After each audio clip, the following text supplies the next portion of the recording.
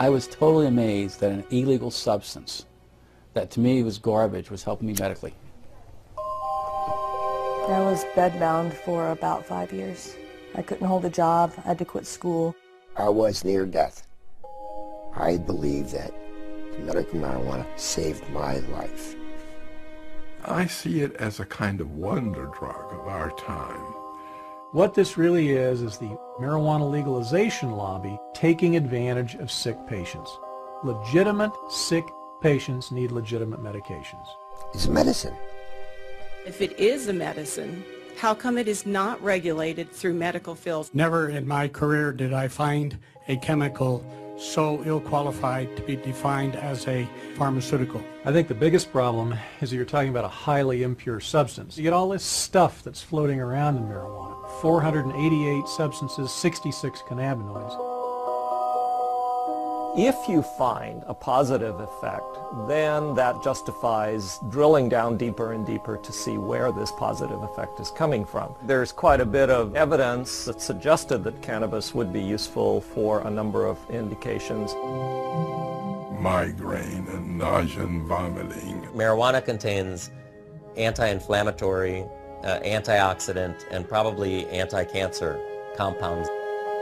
We found that cannabinoids can almost completely cure cancers in these mice. Do you think that there has been much of a conversation about the science? Not nearly enough. Not nearly enough. I think the political controversies have harmed the research side. You would think that our policies in this country should be driven by science, but I think for the most part they're not.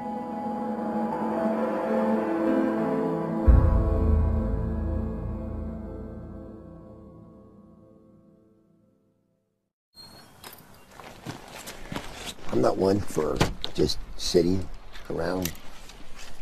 I got to be out, and it's outdoor stuff. I'm not much for going to a gym to work out. My physical exercise, I have to be outdoors doing it. For Point Hatfield, the mountains and rivers of Montana have always been a certain kind of therapy. Running and river guiding in the summer and teaching backcountry skiing in the winter have helped him through life's many difficulties. But the greatest challenge of his life took the outdoors away from him. It was like 2 days after New Year's. It just dumped 2 feet of snow, and a group of us skied from Mammoth down to Gardner after work, and we went out for dinner. And when we were sitting having dinner, I just went like this, and there's a lump there. I had a radical neck disectomy. So they cut out this side of my neck. They took out the cleidosternomastus muscle and all the lymph nodes. But the cancer came back. 2 more tumors and another surgery later, it was clear Hatfield would have to endure chemotherapy and radiation. Chemo and radiation were horrible, literally horrible, because I was throwing up almost all day long, every day. I zapped every ounce of life I had in me, just about. I was just hanging on by a thread. Just like he used to, Hatfield turned to the outdoors for comfort, trying to ski a small hill in his backyard. So I got 2 runs of 2 turns in, and then that's all I could do, wipe me out. 2 days after that, I went cross-country skiing with my wife, and I was able to do about a mile. That's all I could do. I was exhausted. Then after the 3rd round of treatment, I couldn't do anything. Hatfield's athletic frame melted from 160 pounds of muscle to barely 124 pounds. I used to have 15-inch arms, biceps. They went down to 9 inches. I used to have thick legs. I'm skinny now. I'm not used to being skinny. Are there things that you know that kind of trigger your nausea and things like that? No, it just comes. Just like that, it just comes. And we've used the other anti-nausea medications with you. I was on Ativan. I was on Zoloft. I think Zofran too. And there was a couple of steroids that I wore a patch with. think there was a couple other drugs too that they tried. Dr. Jack Hensold is Hatfield's oncologist. He says these are common anti-nausea medications that work for most patients. We have very good anti-nausea medications now, and you know, I make a little bit of an advertisement for that right now. People don't get sick on chemotherapy as they used to because the standard anti-nausea medications are so good. But Point Hatfield wasn't one of those patients. They just did not work. Not at all? Not at all. Didn't alleviate anything. So what was the next step? Well, then Dr. Hensold asked me if I would be willing to try medical marijuana. I said, I'll try anything. We've had patients who've tolerated very well, and it's done some really good things for them. Even though Hatfield had his doctor's blessing, he still needed the green light from Wendy Gwenner, the hospital's oncology social worker. We had a fair number of patients who came out of the woodwork who probably were users anyway and said, well, gosh, I've got cancer. Can I get a card? And the answer is no, you can't. Gwenner carefully evaluated Hatfield's case, just like she does with every patient, before signing off on the medical marijuana recommendation. We have to be screening you and making sure that we've used appropriate medications as first-line treatment if our antiemetic medicines have not worked well, and we've gone through our cadre of medicines, then we would go to medical marijuana. After I got the medical marijuana, it just alleviated so much of that sick, pukey feeling, and alleviated the throwing up. Immediately? Immediately. Wow. Immediately. It's like it was a godsend. It was a wonderful thing. Because that throwing up all the time is not good. Right, right. I believe that the medical marijuana saved my life. I couldn't eat anything, couldn't swallow, and I think I just think it saved my life. 5 years after he was first diagnosed, Hatfield is cancer-free and enjoying Montana's beauty again. Nowadays, he says the beauty isn't the only thing he loves about this state. He loves the progressive voters who passed the state's compassionate use medical marijuana law in 2004, allowing patients like him the option of using a drug at the center of a growing controversy. There's a false stigma attached to it, and I'm doing this interview to help other people. Why not? It's our job to help other people. It's our responsibility. If we can do something for people, why not do it? If something can help somebody, why not let those people have that?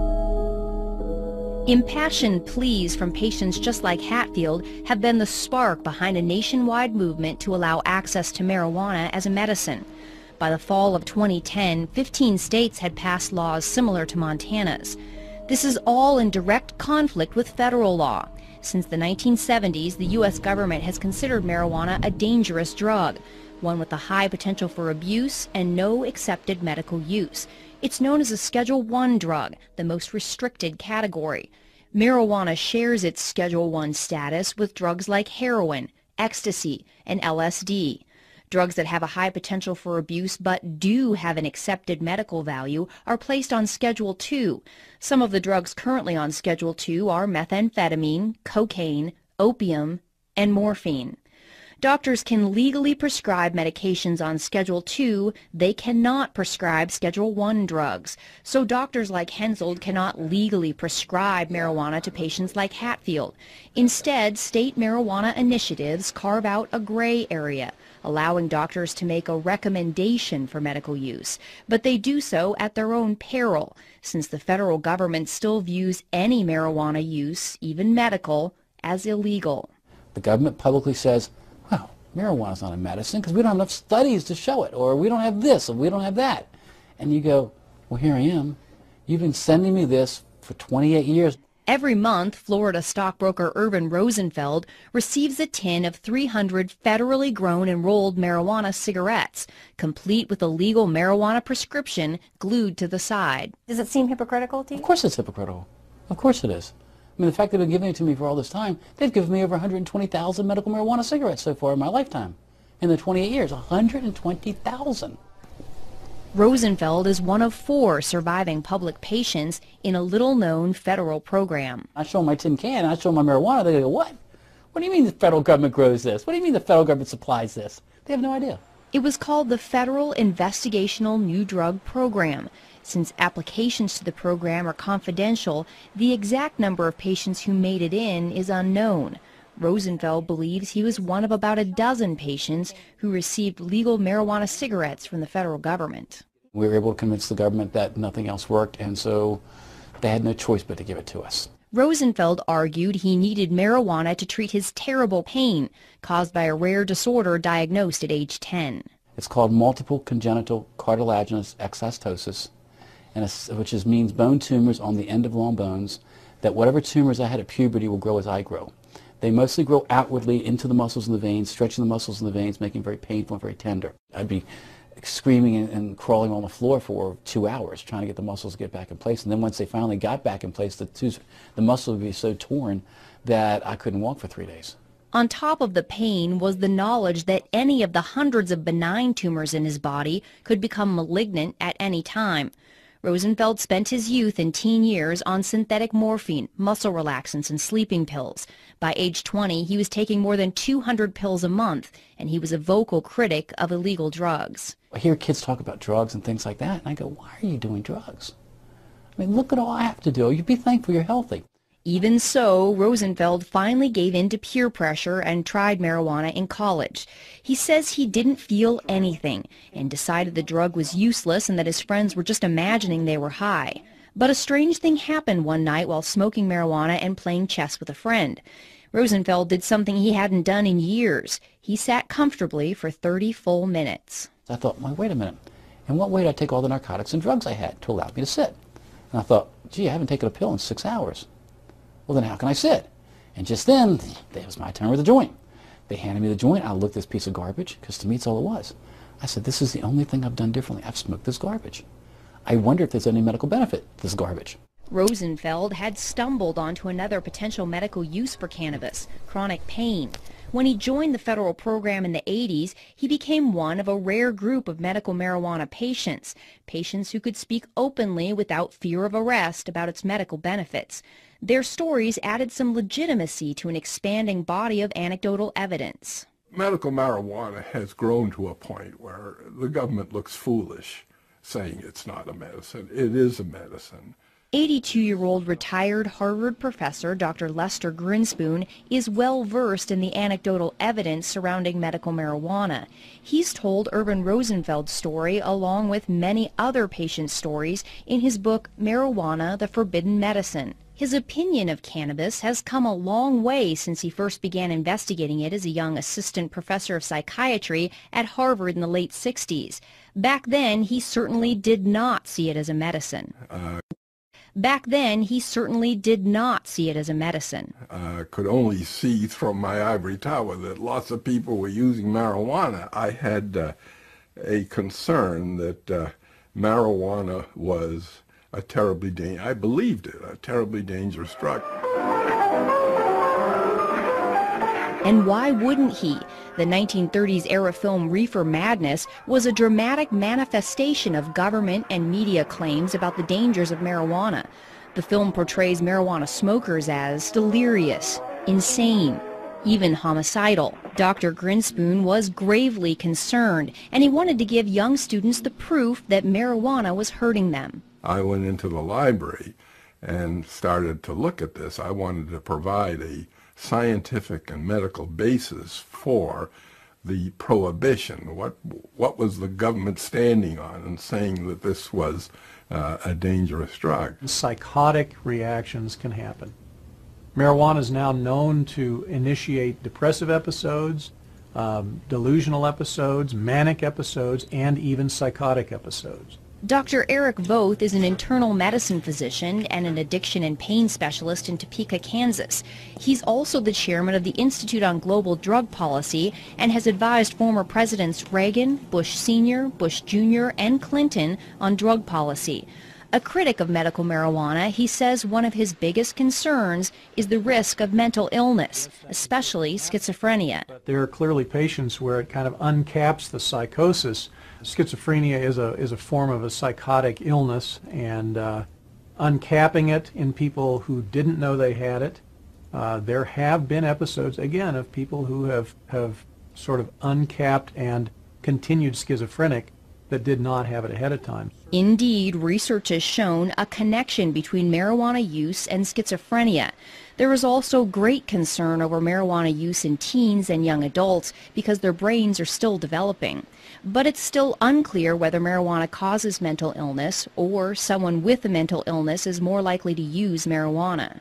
As a psychiatrist, Dr. Grinspoon's expertise was in schizophrenia, and he strongly disagrees with critics who say marijuana may trigger the disease. I think that is absurd. If you just take the fact that schizophrenia, the frequency of schizophrenia is about 1% the world around. Now, you would expect with a drug that's used as often as it is, you would expect that there'd be a little bleep in this. It doesn't change a bit. It hasn't changed. In fact, you can find as much literature about how cannabis is useful to schizophrenic patients as it's harmful. Dr. Grinspoon could not find evidence to back up the government and media reports that marijuana use leads to drug-induced violence,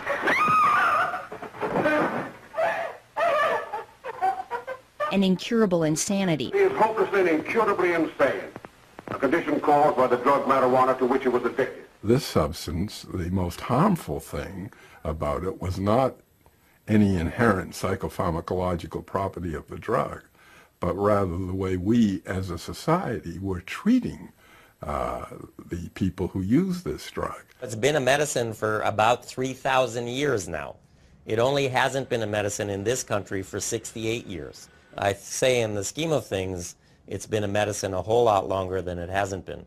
Dr. Donald Abrams is a professor of clinical medicine at the University of California, San Francisco, and an oncology physician at San Francisco General Hospital.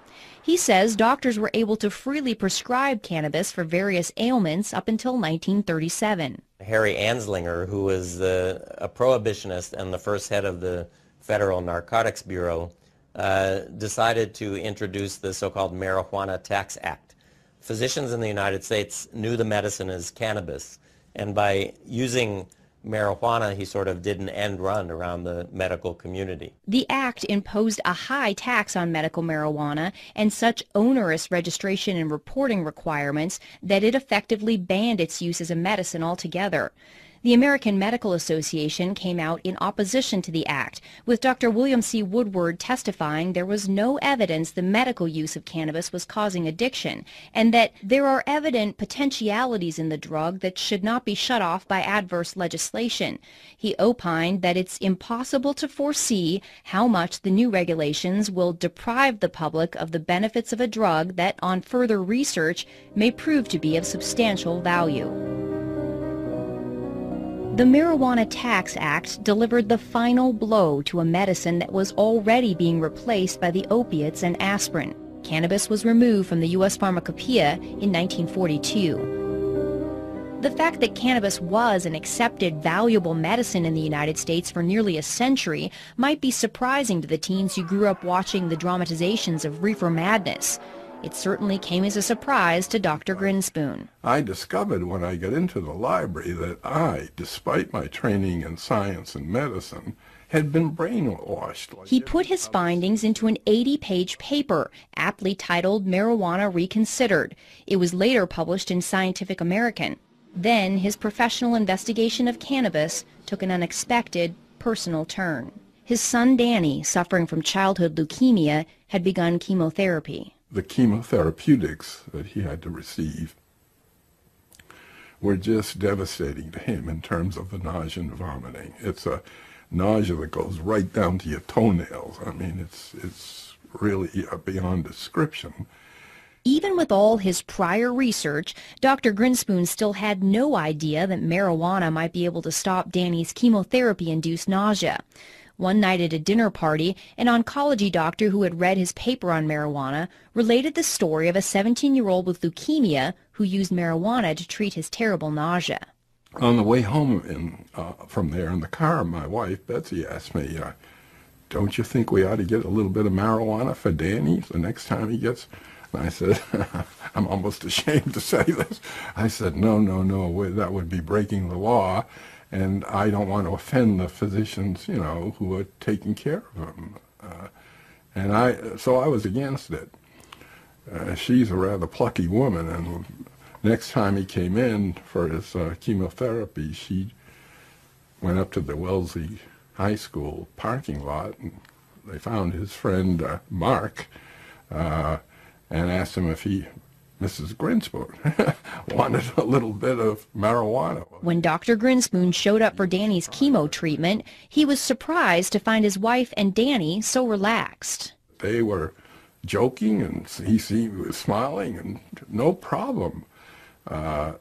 He got on the gurney, had the injection, and whereas before, with this particular chemo, he became nauseous, felt awful right away, and the race to get home before he started to vomit, and then in a bed with a bucket at his side there until it was just dry heaves. That day, he got off the gurney, he said, hey, Mom, there's a sub sandwich on Brookline Avenue, I noticed. Could we get a sub on the way home?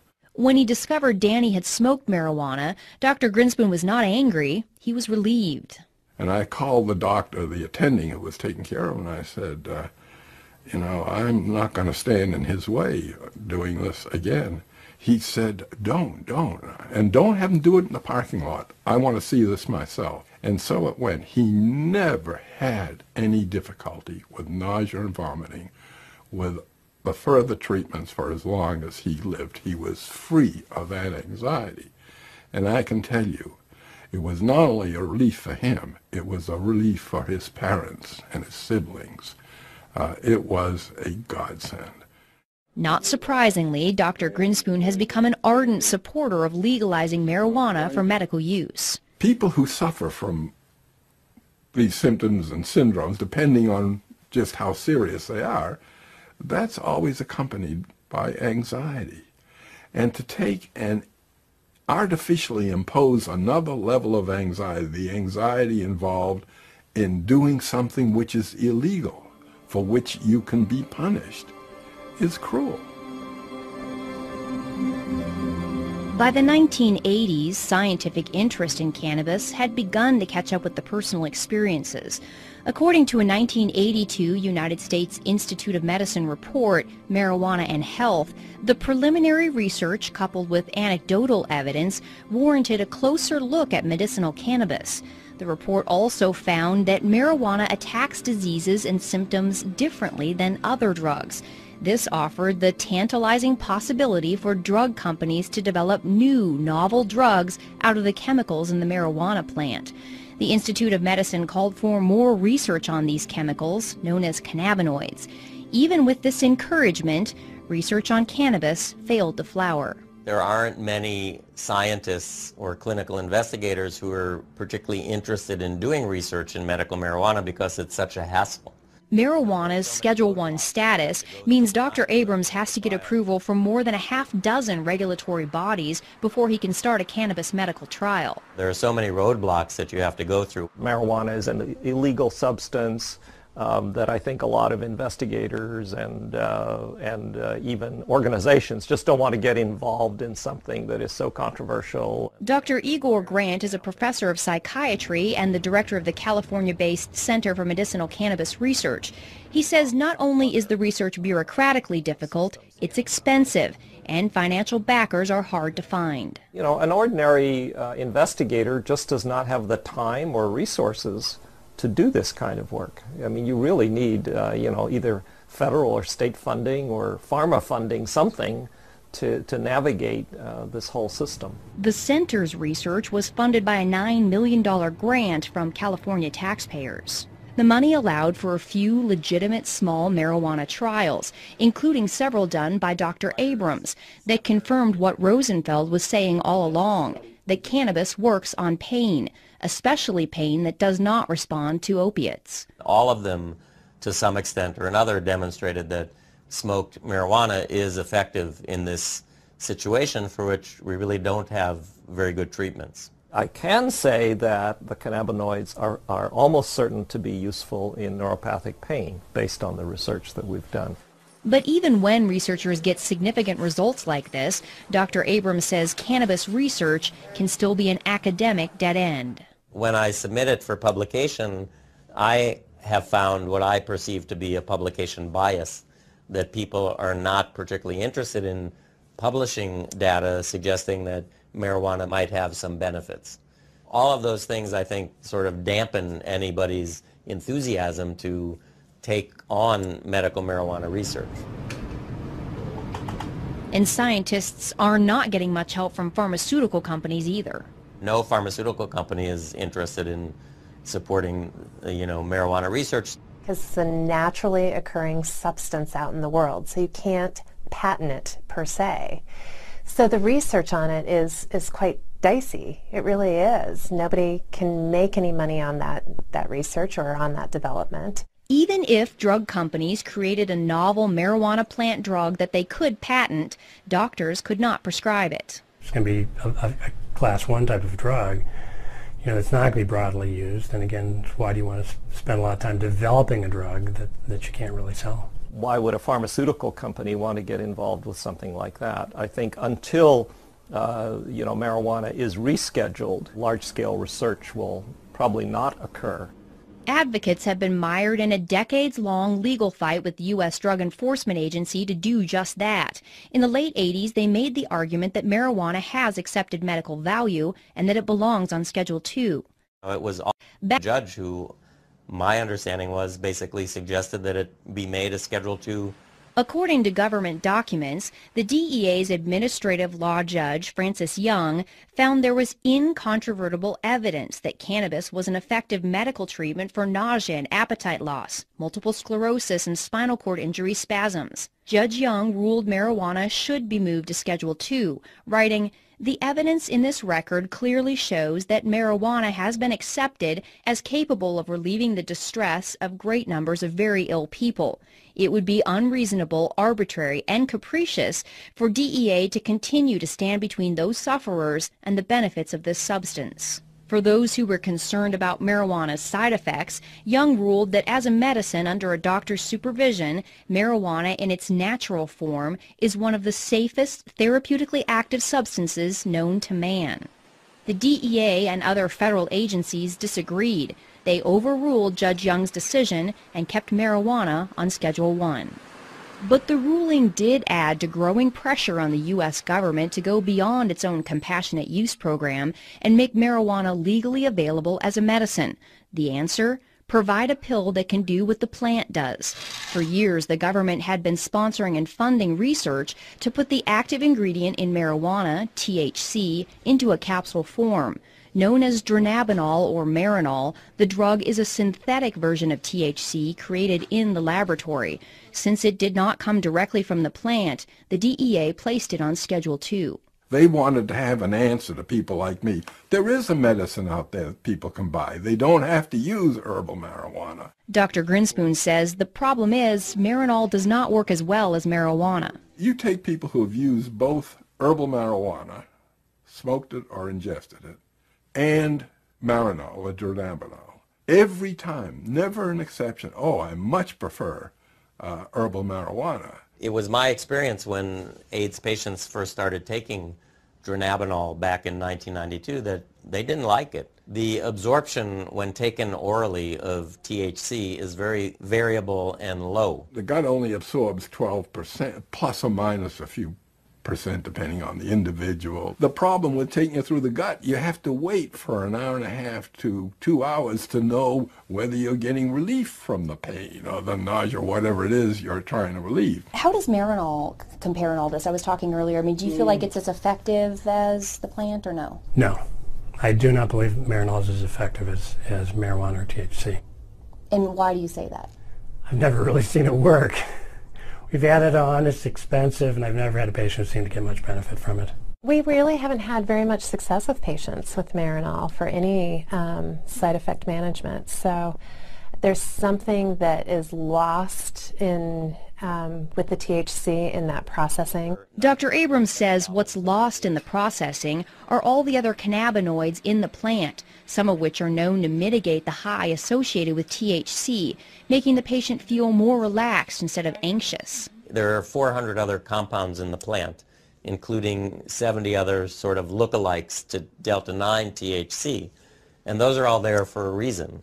They provide balance, if you will, the yin and the yang, and my opinion that you lose that balance when you remove the single most psychoactive component from the plant and use that as a pharmaceutical. I've used Marinol on some patients selectively. I've not had any problem with Marinol. Dr. Voth says while he's not overly impressed with Marinol, he would rather have patients take a pill. He says telling a patient to smoke an illegal plant is substandard medicine.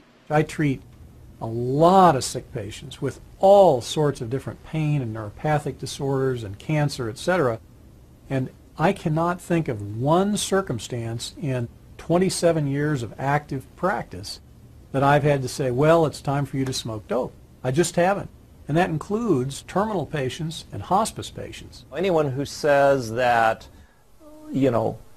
we have adequate treatments for all of the conditions for which marijuana is purported to have some effect, I don't think that is a correct statement.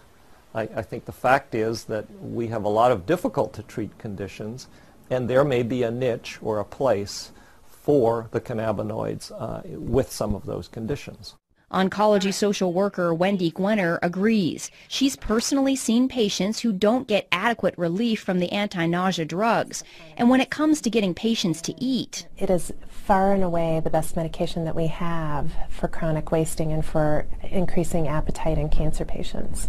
There's probably nothing that works as well for appetite stimulation that we have as marijuana. But Dr. Hensoldt says cannabis does have one side effect that certain patients don't like, namely the high. Most of the side effects I worry about with patients are really the euphoria and the altered sense of consciousness that people get, and whether they'll tolerate that or not. Generally, you'd consider a high as an adverse effect. So that adverse side effect for people who don't want to be high is really a problem. For other patients, though, the high could be part of the therapeutic effect. A 1999 U.S. Institute of Medicine report on marijuana found the drug's anti-anxiety and sedative effects could be a benefit. I can't convince myself that the psychoactive part doesn't play a part. If they feel good, that's terrific. But does feeling good lead to addiction? Absolutely. Marijuana is habituating, addictive, whatever you want to call it. Dr. Voth says marijuana has about the same addictive potential as alcohol. The 99 government report found marijuana was slightly less addictive than alcohol, with 9% of all users experiencing addiction. And marijuana does not have the extreme physical withdrawal symptoms that alcohol and other drugs do. Potential for withdrawal is really minimal because the cannabinoids are stored in fat, so that if you stop using marijuana abruptly, it still leaches out from fat over a number of days, so you don't get a precipitous withdrawal. Regardless of the mild withdrawal symptoms, Dr. Voth believes marijuana's side effects and its addictive potential are just a few of the factors that make it unattractive for drug companies to research. I think it's very unlikely that marijuana will ever make it through the FDA. It's the fact that you're smoking dope, that you're smoking a plant. You're smoking something with 488 substances in it. So there's the rub. Schedule 1 is a side issue. It may chill things a little, but it's really that you're looking at smoking dope as a medication. Dr. Voth is not the only one concerned about smoking. The 99 Institute of Medicine report says smoked marijuana is a crude THC delivery system that also delivers harmful substances. There's a lot of things that have hit the literature that have talked about head and neck tumors, for instance, oral tumors, lung cancers even. The Institute of Medicine found that marijuana smoke can deposit up to 4 times the amount of tar in the lungs of a cannabis smoker as a tobacco smoker. Studies have also shown that marijuana smoke contains higher concentrations of the same carcinogens found in cigarette smoke. While scientists are concerned these factors may lead to lung cancer, they still have not found definitive proof, and patient Point Hatfield says smoking is worth the risk. The thing about smoking the marijuana is it's immediate.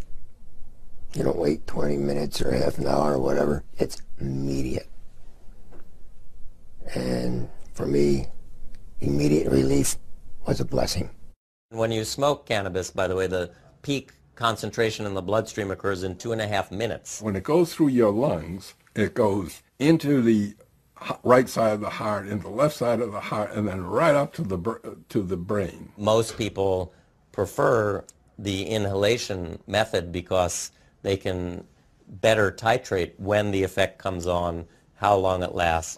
Dr. Grant says until someone comes up with a fast-acting inhaler, smoking may be their best option. I'm not sort of in the camp of people who say, well, I grant you marijuana may work, but it's absolutely unacceptable because it's smoked. I don't think that's right. Do you worry about patients smoking?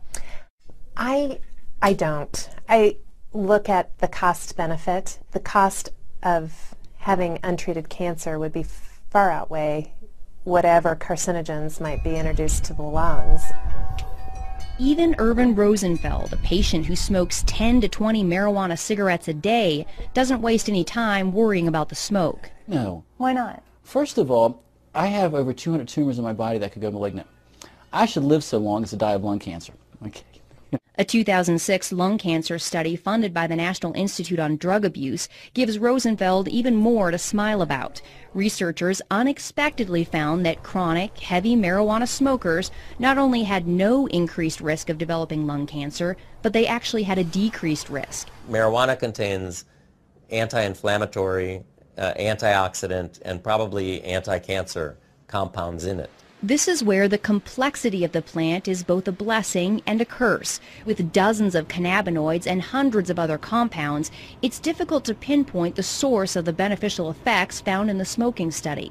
There are challenges in doing research on something that has, 150 different chemicals in it. Critic Dr. Eric Voth believes the true medical potential of cannabis lies in targeting some of those chemicals, not smoking the entire plant. There are elements in the cannabinoids and various cannabinoids that have a lot of positive effect and very little addictive or high causing effects. Scientists have managed to isolate and focus attention on one of those. It's called cannabidiol, and next to THC, it's one of the most abundant cannabinoids in the plant. CBD is cannabidiol, which is another cannabinoid like the main psychoactive ingredient, but instead of getting people high, CBD seems to be a very potent anti-inflammatory and analgesic. So it relieves pain and decreases inflammation. But what I'll do... Anti-inflammatory and analgesic. So it relieves pain and decreases inflammation. But what I'll do is I'll just kind of put the stove on low. I'll spoon out a little bit of the canna butter, about that much as a dose is worth for the night. And I'll put it into the pan and just let it melt down. CBDs seem to help my seizures. I'm not using it to get any psychological effects off of it. I'm just eating the butter raw with bread, so warmed up.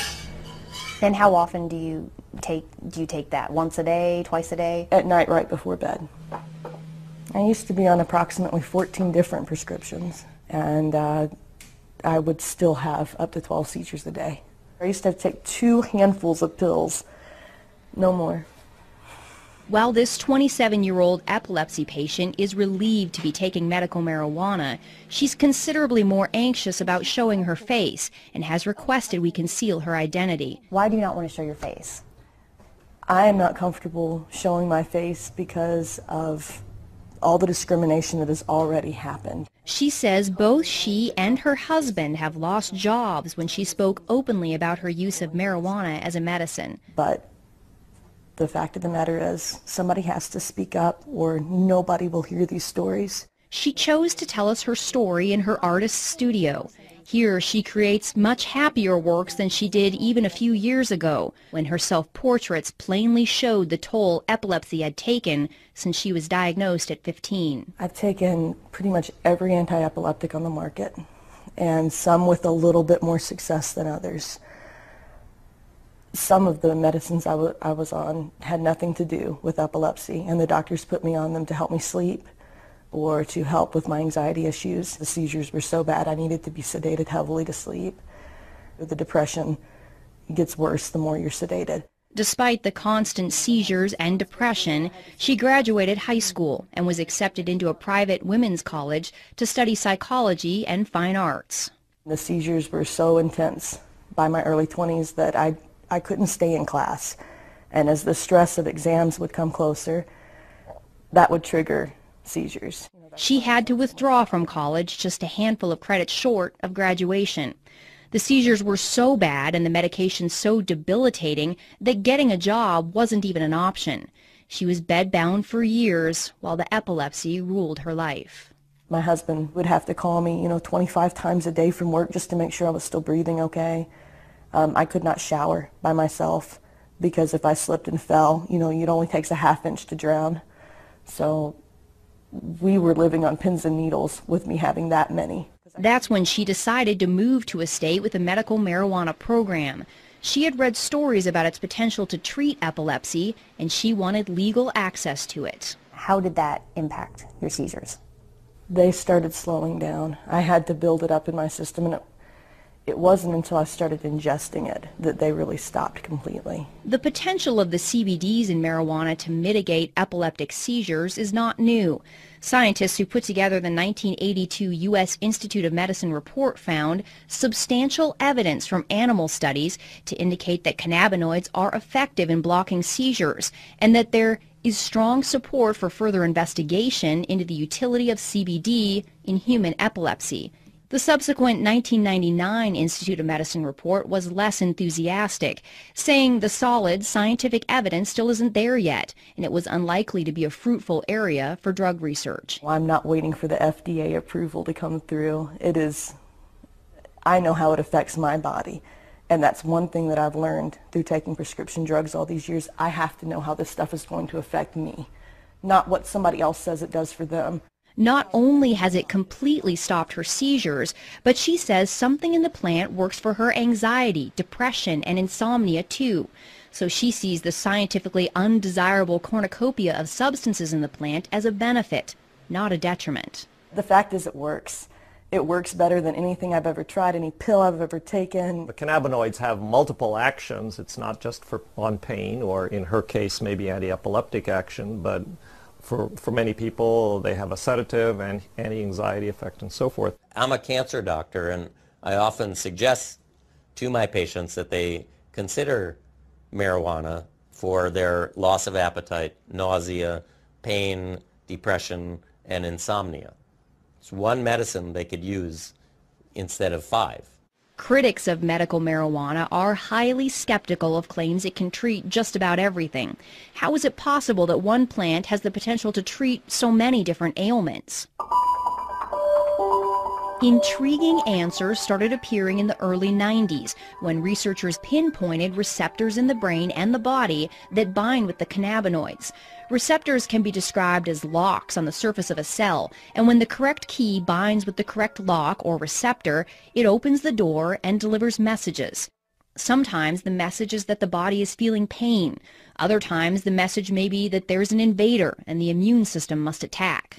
Scientists located 2 receptors, cannabinoid receptors, one called the CB1 receptor, mainly in the brain, and the other is the CB2 receptor, which is mainly in cells of the immune system. The CB1 receptors are extremely abundant in the brain, but they're also found all over the body in the major organs, the heart, the liver, kidneys, and pancreas. After finding all these locks that accepted the cannabis key, researchers made the next big discovery. The human body makes its own cannabinoids, called endocannabinoids. We have this whole elaborate system where we have these receptors in our brain and in our immune system, and these circulating chemicals that we produce ourselves that really are very, very similar to the chemicals in the marijuana plant. The only difference is that the endocannabinoids that we produce are in such small quantities, and they're also rapidly degraded, so that Therefore, we are not high all the time, or we don't have that feeling of euphoria all the time. Dr. Prakash Nayagarkatti is a professor of pathology and microbiology at the University of South Carolina. For the last decade, he's been doing research on what's become known as the human endocannabinoid system. The precise functions of the endocannabinoid system is it's still being understood, actually. The discovery of the system, however, is already revealing clues that have bolstered the personal stories of relief. The areas of the brain that control nausea and vomiting, chronic pain, and epileptic seizures all have cannabinoid receptors. What do these things do? Well, in the brain and the nervous system, the cannabinoid system seems to exert kind of a dampening effect. It's kind of an internal, I like to think of it as a neurological shock absorber. And when they looked in other animals, they found these receptors were present in basically all animal species. So why do dogs and monkeys, for example, need to have cannabinoid receptors? They must be playing a very critical role in trying to maintain some of the physiological functions. The whole development of the fact that there are cannabinoid receptors in endocannabinoids has really given drug companies and pharmaceutical investigators a lot of opportunity to try to manipulate the body's own cannabinoid system. That's because now they can create synthetic drugs that target the receptors instead of taking chemicals from the plant. By avoiding the plant, they get around the controversies and complications of its Schedule I status. A search of the U.S. patent database reveals numerous large pharmaceutical companies have filed recent patents claiming their cannabinoid receptor drug has the potential to treat almost everything: multiple sclerosis, Alzheimer's, Parkinson's, rheumatoid arthritis, Tourette's, epilepsy, heart disease, obesity, various mental illnesses, and the holy grail of medicine, a cancer cure. We feel that these cannabinoids give us an opportunity to study their functions, and see how we can exploit them, how we can manipulate these cannabinoids and the receptors to find cures for a large number of diseases currently in which there is particularly no cure. As an immunologist, Dr. Nayagarkatti and his researchers at the University of South Carolina are exploring the impact cannabinoids and the CB2 receptors have on the human immune system. Both U.S. reports on marijuana found the cannabinoids do suppress the immune system, and previously this was seen as a concern. But Dr. Nayagarkatti believes tamping down the immune system could be a good thing. There are is a concern, but Dr. Nayagarkatti believes tamping down the immune system could be a good thing. There are about 80 different autoimmune diseases, and basically autoimmune diseases are triggered by your immune system going haywire, getting hyperactivated and destroying certain cells and certain tissues. In multiple sclerosis, for example, the immune system suddenly begins attacking the brain and the spinal cord. Rheumatoid arthritis and lupus are similar diseases caused by the chronic inflammation associated with an immune system gone amok. The cannabinoids dampen down response to bacteria or foreign agents or injury to tissues. A lot of scientists and researchers are interested in those properties of the cannabinoids, in trying to see how we can suppress the immune response in autoimmune disease conditions. For Dr. Nayagarkatti, the research has gone far beyond treating inflammatory problems. He's narrowing in on the potential of cannabinoids to kill immune cells that have mutated and become cancerous. Once they become cancerous, they no longer die a normal cell death. Instead, they begin growing and spreading uncontrollably. We were one of the first labs to demonstrate basically that not only the immune cells, the normal immune cells express these cannabinoid receptors called the CB2 receptors, but also that when these immune cells get transformed and they become cancer, to our surprise we found that these cancer cells continue to express these CB2 receptors. This was an exciting discovery because the CB2 receptor can act like a target for the cannabinoids. Once they bind with the receptor, they can tell the cancer cell to die.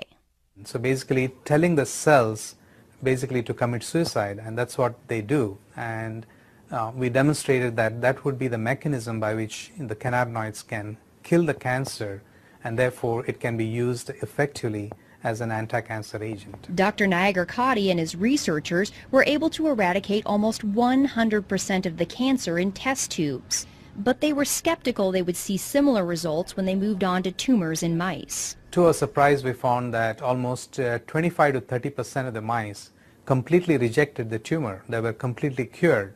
And in addition, we found that the remaining mice also, there was a significant reduction in the volume or the size of the tumors as well. The lab results have been so promising that Dr. Nagar-Katti is beginning clinical trials with leukemia patients. There's no doubt in his mind that the cannabinoids, either from the plant or lab created, will play a major role in medicine in the future. I feel that in the next 5 or 10 years, there is going to be exponential growth in cannabinoid research. It's an area where both the critics and the advocates agree. Scientists are now well on their way to developing medicines based on the cannabinoids. It begs the question, however, will modern medicine eventually make the marijuana plant obsolete? No, it will not. In fact, it will only enhance it. Okay, because now it's more proof that the plant really does work. Okay, and instead of spending $600 a month on buying the pharmaceutical drug, I can grow my own plants. I don't want them to ever take the choice away, because I don't know how long it's going to be before they really find out exactly what is working for me or for others. And right now, having the raw plant available is the best solution, because you have all of it there. You don't have just what they've isolated, just what they've decided is important now. Let's keep it in the corridors of science. Let's keep it in the FDA. Let's do what needs to be done, which is careful, longitudinal, placebo-controlled, crossover, head-to-head studies, and see where it falls out. But let's deliver what's really medicine. That is the individual cannabinoids. They may come across some things that are better than herbal marijuana for one thing or another, and good luck to them. I'd love that. But I never want to see compromised the capacity of people to use herbal marijuana, whether it's because the drug that they've come up with is much more expensive, or it doesn't do as well, or whatever the reason. That people should always have herbal marijuana available to them without any constraints from the law. Patients say for now the question is irrelevant. Science has not yet given them the opportunity to choose between an effective pill or the plant. This is something where I have no other medical alternative to treat this condition. I have exhausted all of modern medicine's alternatives, and they have really screwed my body up. She says cannabis has allowed her to hold down 2 jobs and make plans to go back to school and finish those last credits. There is so much promise now where there was none before. Without the 10 to 12 cannabis cigarettes a day, I would not be working. I most likely would be on disability. I'd be homebound, and I'd be a drain on society versus a productive member of society. The federal program that allows Irvin Rosenfeld to legally use marijuana for chronic pain was shut down in 1992. Today, he's one of a few living patients who were grandfathered in and still receive marijuana every month, courtesy of the U.S. taxpayer. Point Hatfield believes he will never gain back the muscle he lost during his cancer fight, but he got his life back. And he thinks people should not underestimate this plant just because it doesn't come with a prescription. It's medicine. It's medicine just like aspirin is, or Zoloft, Ativan. It's a medicine. Marijuana is here to stay. It is certainly here to stay as a medicine. Dr. Grinspoon says the social stigma surrounding marijuana has damaged the medical research for too long. Today, he's on the advisory board for the marijuana advocacy group NORML, because he believes the only way marijuana will reach its true medical potential is if it's fully legalized. He's felt this way since the 70s, when he predicted the medical promise of cannabis would lead to a repeal of the prohibition in less than a decade. For years, I waited for my prophecy to come true, and I despaired that I would never see it in my lifetime. and I'm 82 and I have cancer now, so I'm not sure I will, but at least I'm seeing, you know, here this boat was dead in the water for all the years I was running around testifying, so forth. Nothing. And now, since medical marijuana, wow, are we making progress. Well, you're going straight to the heart of the issue, which really is the medical excuse movement is a means to get the camel's nose under the tent. The folks that are pushing the medical excuse movement really come from the medical legalization movement. I think it's not helpful to brand people's motivations. It may be the case that there are some people out there who really are trying to legalize marijuana under the cloak of medicine. I don't happen to be one of them. I'm more interested in seeing if there is a medical indication here, and if there is, I think it is a social responsibility to provide that for people who are suffering. The scientists are not here to make like policy decisions, but our goal is to find out the truth. To that end, the American Medical Association and the American College of Physicians have taken positions that marijuana should be moved off of Schedule I to make research on the cannabinoids easier. We who are involved in the science sort of wish that science would become more of a dominant driver in the messaging, as opposed to politics, religion, and ignorance and fear. I like to say it's time to have more light than heat on the subject, and clear away the smoke here. When you strip away the smoke of the social and political issues, one thing is clear.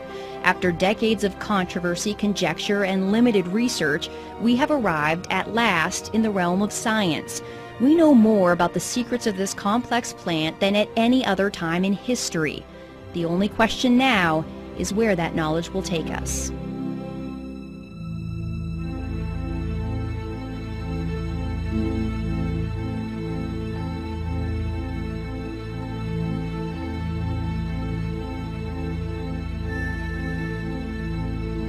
Support for this program was made possible by the Friends of Montana PBS and the University